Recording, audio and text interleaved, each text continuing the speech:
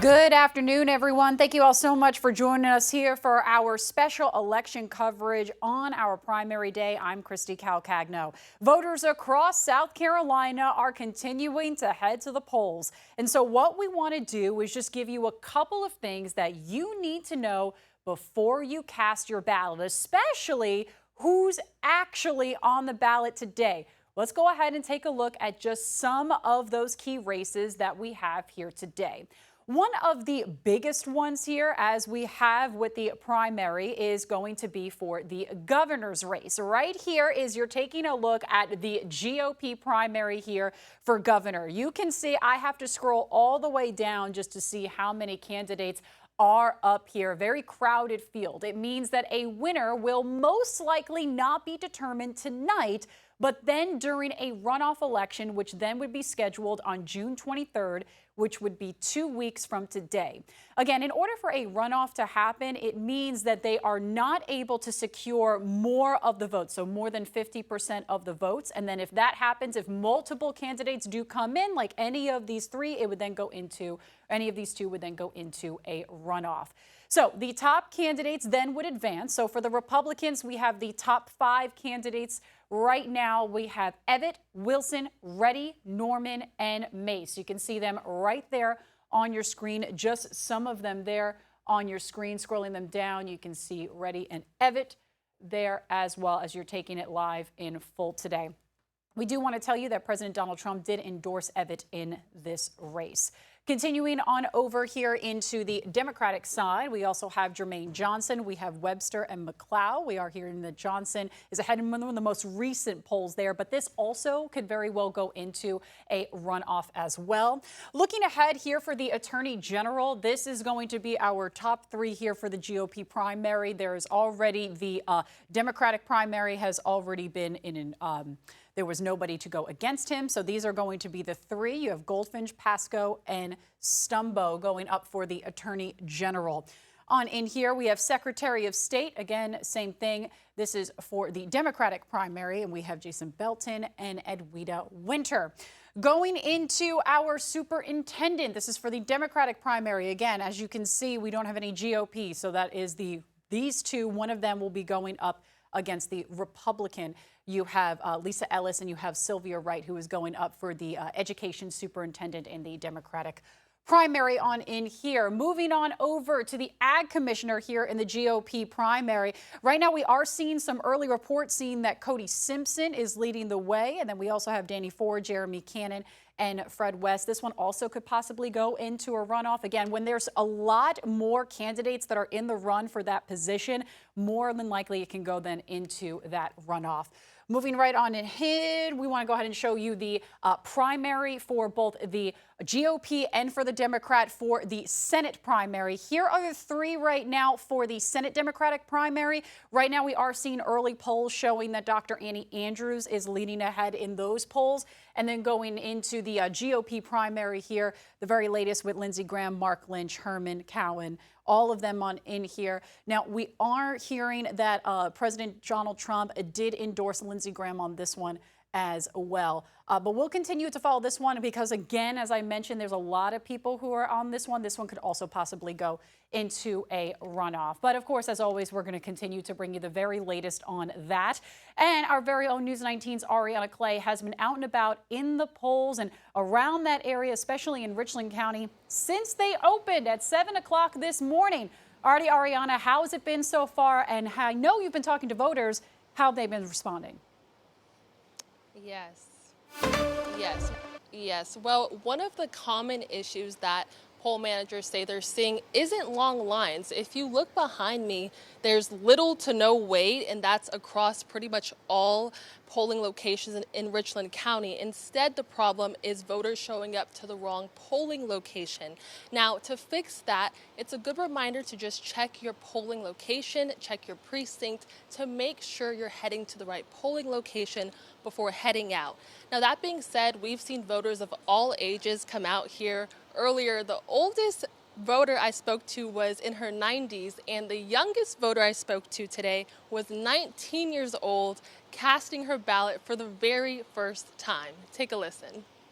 It's a chance to exercise our constitutional rights and make sure our voices are heard, not just on big national issues, but also on local issues, which we may see the effects of more quickly.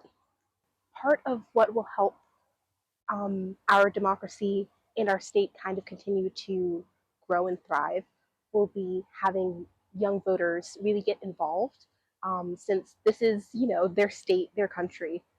So doing what you can, even if it seems as small as voting, is really important. Yep, voters of all generations you just heard. And just by the way, that new number the poll manager just told me is 237 people have came out today, which he expects this year's numbers to surpass last year's. Just as one final reminder, the polling locations close at 7 p.m. And once again, if you're still waiting in that line, you are still allowed to vote. For now, here in Columbia, Ariana Clay for News 19 WLTX. All righty, Ariana, thank you so much. We appreciate all your hard work today. And a short time ago, our News 19 crew captured Governor Henry McMaster and his wife Peggy voting at the Lurie Center in Columbia. McMaster has served in the role for nearly 10 years and has been the longest-serving governor in the state's history. He said he encouraged South Carolinians to make their voices heard at the ballot box, often calling voting one of the most important responsibilities of citizenship. Today, he joined thousands of voters across the state that are doing just that. And News 19 is on your side, making sure that you are ready to head to the polls. From registration issues to polling place confusion, there are a few common mistakes that can slow down the voting process.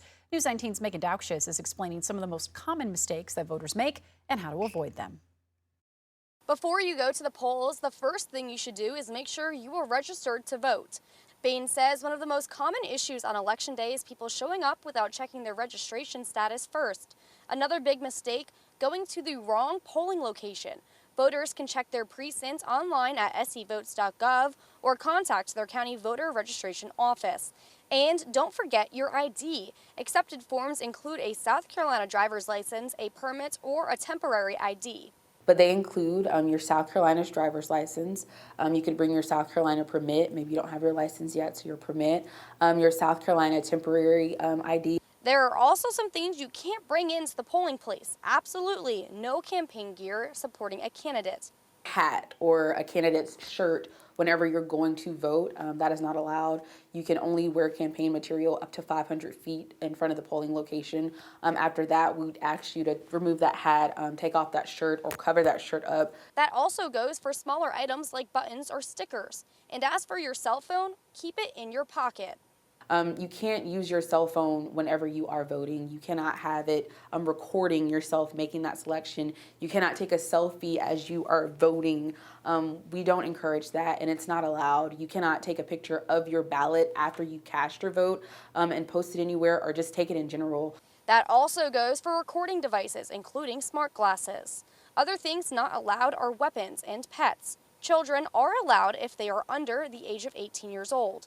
If you still follow these rules and think you are wrongfully turned away, you can contact the South Carolina Election Commission. They can contact us if you feel like you didn't get the chance to vote, or you feel like your vote was not cast in sound mind. We encourage you to contact us. We have a complaint form on our website, sevotes.gov. Reporting in Columbia, Megan Daukshis, News 19, WLTX. And the Election Commission also encouraging, if you do need help while casting your vote, to just ask a poll worker, because they are there to make sure that you are ready to cast your vote properly. Now, election officials are reminding voters you really do want to double check your polling place before heading out to cast a ballot. Now, we just heard that from Ariana Clay, but we want to go ahead and reiterate this to you now, because some social media posts are claiming that voters were turned away at the Pine Lakes Activity Center in Richland County. But election officials say the location was used for early voting, but it is not a precinct polling place.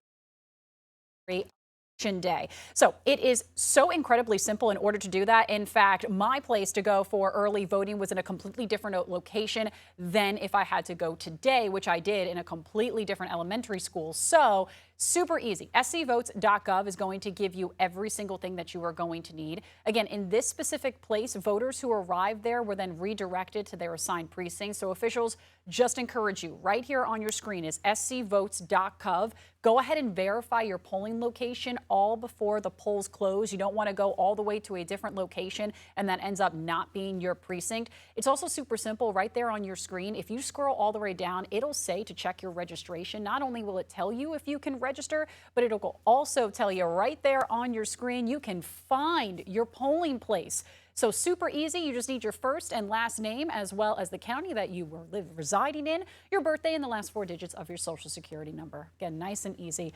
And a quick reminder, as always, News 19 is going to be your place for election coverage. We are going to have live, real-time election results and analysis throughout the night as the polls close and the votes are counted.